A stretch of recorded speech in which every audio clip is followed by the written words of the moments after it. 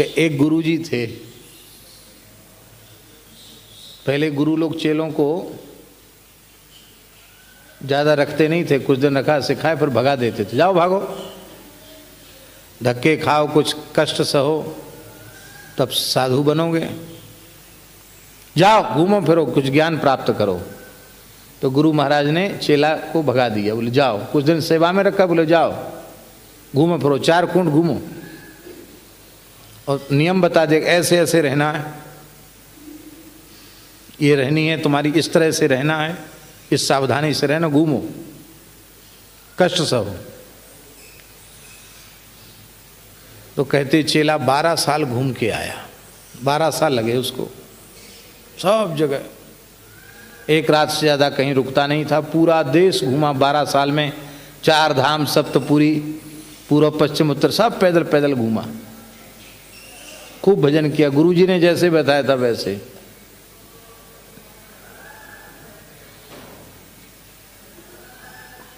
बोले घूम आए? बोले हाँ घूम आए। ज्ञान प्राप्त हो गया? कहा महाराज आपकी कृपा से। वाह बहुत अच्छा हुआ। तब तक उसी क्षेत्र का कोई आदमी मर गया और महात्मा की कुटिया के आगे से उसकी राम नाम सत्य है, गोपाल नाम सत्य है, सत्य बोलो गत्य है, ये अंतिम यात्रा जा रही थी। तो गुरु महाराज ने कहा जा, ज्ञान प्राप्त करके आया है तो पता लगाकर बता।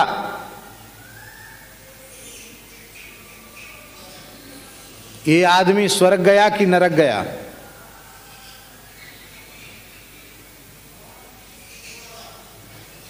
और चेला गुरुजी ने डांट के भगाया तो गया तो सही, लेकिन वो ये कैसे पता चला कि जिसका मुर्दा जा रहा है वो स्वर्ग गया कि नरक गया? लौट के आया, कहाँ गया? बोले गुरुजी सब जगह घूमे फिरे, भजन भी खूब किया, पैसा नहीं छुआ, वाहन में नहीं चढ़े, किसी से कुछ मांगा भी नहीं, खूब राम राम किया, सब किया, पर ये ज्ञान तो महाराज नहीं मिला। तब क्या खाक ज्ञान सीख के आया?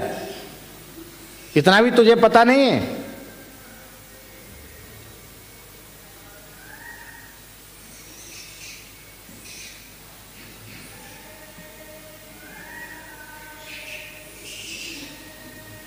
पता लगा के आना, नहीं तो मुंह नहीं दिखाना अपना। गुरुजी आप ही बता, चल आप बता दो, आप बता दो। धूना का जलता हुआ लकड़ उठाया, ओ महाराज त्यागी तप, महाराज जी की सुनाई कथा है, वो त्यागी तपस्वी महात्मा धूना का मारा वारा ने डराया केवल, वो जलता हुआ लकड़ उठाया, चेला भागा, बोले कहीं कृपा ना हो जाए। तभी मुंह दिखाना है, पता के लगा के आओ कि नर स्वर्ग गया कि नरक गया। बोले भाई गुरुजी तो साक्षात नरसिंह भगवान, अब क्या करें, चलो। अब वो चेला घूमने लग गया, घूमते घूमते घूमते घूमते सबसे पूछे महाराज आपको कुछ बताओ, विद्या तो बताओ, मरने वाला कहाँ जाता, स्वर्ग जाता कि नरक जाता? कलहट, ये कोई बात पूछने की है? मरा हुआ कैसे बताएगा स्वर्ग गया कि नरक गया? पीछे वाले तो अनुमान लगाएं, वो सब झूठा है। बहुत दुखी हो गया, कई साल हो गया उसको घूमते घूमते, 4-6 वर्ष हो गया होगा, फिर भी किसी ने बताया नहीं कि मरने वाला कहाँ गया। तो अंत में एक दिन बहुत थका था, कुछ खाया पिया भी नहीं था, चलते चलते थक गया। नगर के बाहर एक छोटा सा सरोवर दिखाई पड़ा, एक बगीचा दिखाई पड़ा, और बगीचे में एक छोटा घर जैसा बना था। सोचा अब रात्रि यहीं काटना ही है, यहीं रह जाएं। उस बेचारे महात्मा को पता नहीं था वो बगीचा किसी वेश्या का था, और बगीचे में कभी दिन में आके बैठती थी तो उसके लिए वो तिवारा बना था, और उसी बगीचे के पीछे की ओर उसकी कोठी बनी थी। और जब वहाँ रुक गया तब पता चला कि तो वेश्या की कोठी है। अब सोचा बेश्या की हो चाहे किसी की हो, हमको क्या लेना देना, रात भी काटनी है, अंधेरा हो रखा है।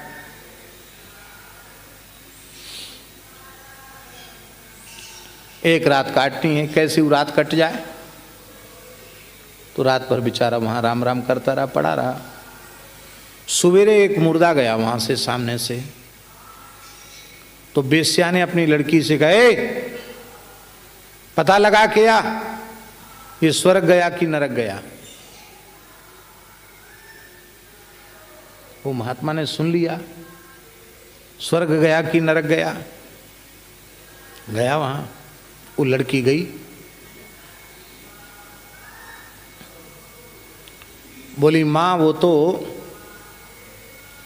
स्वर्ग गया है। अच्छा ठीक है, बहुत बढ़िया।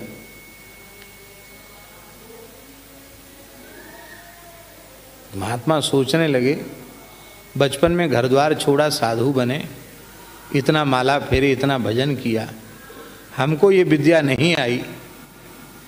इस बेश्या को और बेश्या की लड़की को ये विद्या कहाँ से मिल गई। चलो कोई बात नहीं, अब ये अधूरी जानकारी है, थोड़ा और यहाँ रुकना चाहिए, तो अच्छी जगह है। 1-2 घंटे बाद संस्कार की बात है, एक मुर्दा और निकला। धम्मड़ धम्मड़ बाजे बज रहे थे। फिर बेश्या ने कहा क्या हो रहा है। लड़की बोली एक मुर्दा जा रहा है, जा पता लगा कि यार नरक गया कि स्वर्ग गया।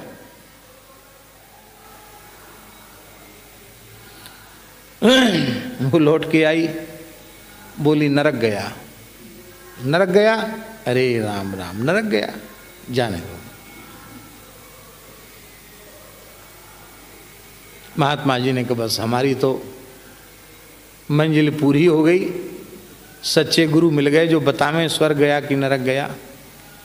तो महात्मा गए बिना किसी संकोच, महाराज जी की सुनाई हुई कथा है, बिना किसी संकोच को उस बेश्या को दंडोत प्रणाम के, लौट के, माताजी प्रणाम। अरे राम राम, आप महात्मा हो के क्या कर रहे हो इतने बड़े जटाजूट, मैं तो बेश्या हूँ, प्रणाम क्यों कर रहे। बोले महाराज मेरे गुरु महाराज बड़े नाराज हैं, कहते ये ज्ञान प्राप्त करके आओ तो मुंह दिखाना, मरने वाला स्वर्ग गया कि नरक गया।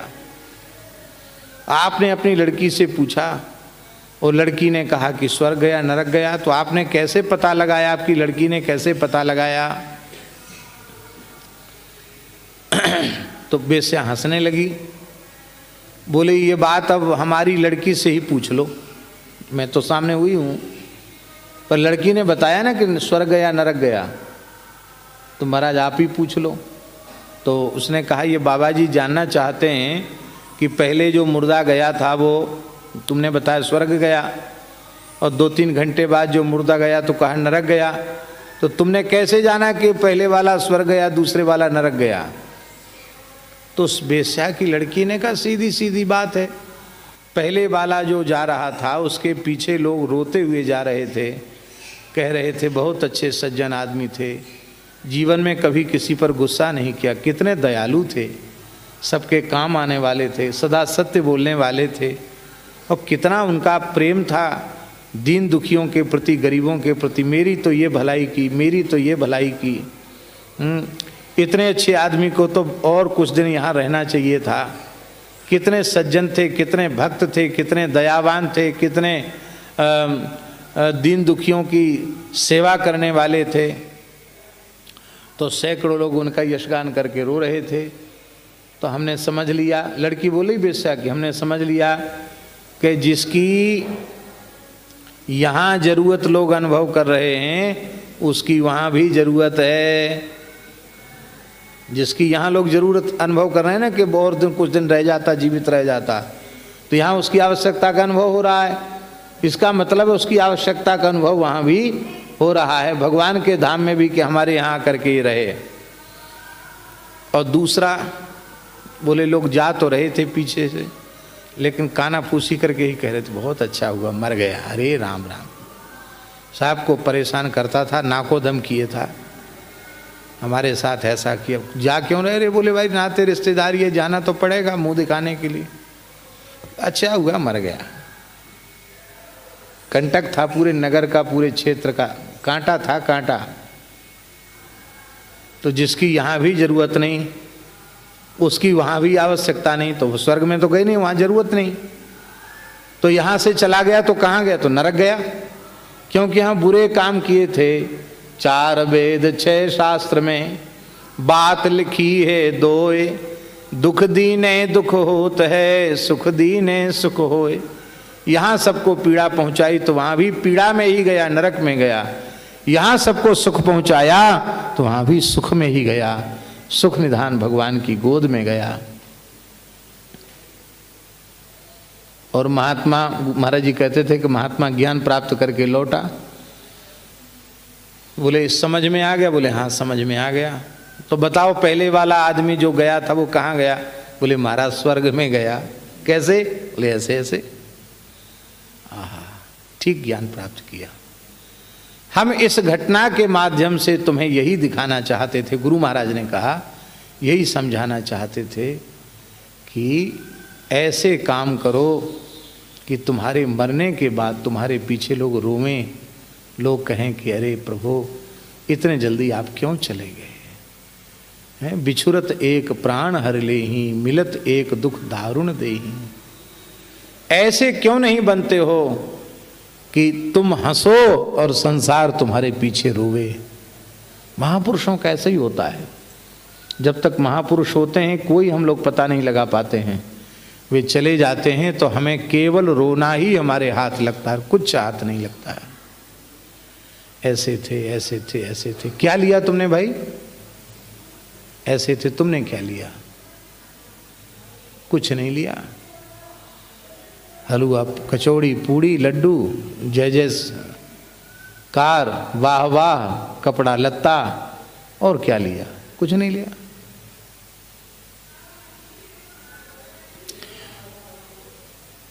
पैदा होने में हम परतंत्र थे, लेकिन मरने में हम परतंत्र नहीं हैं। हम अपना परम कल्याण का साधन कर सकते हैं, ये स्वतंत्रता भगवान ने हमको दी है। मलमूत्र त्याग के लिए भी व्यक्ति विचार करता है कि कहाँ मलमूत्र का त्याग किया जाए कि नहीं किया जाए। गंदी जगह पर मलमूत्र का त्याग भी नहीं करता व्यक्ति, तो देह त्याग जैसी तैसी जगह क्यों करो? श्रीधाम वृंदावन में शरीर छूटे, श्री अयोध्या जी में शरीर छूटे, श्री चित्रकूट में शरीर छूटे, अथवा मुक्ति क्षेत्र काशी में शरीर छूटे, श्री गंगा यमुना के तट पर शरीर छूटे, संतों के बीच में शरीर छूटे। मरना जहाँ विदेश, मरनो भलो विदेश में जहाँ न अपनों कोए। अभी हम एक गांव गए थे, उस गांव में एक महापुरुष मिले। उन महापुरुष ने यही बात कही, मैं तो चाहता हूँ कि मैं अपने परिवार के बीच में न मरूं, मैं संतों के बीच में अपने प्राण त्यागूं।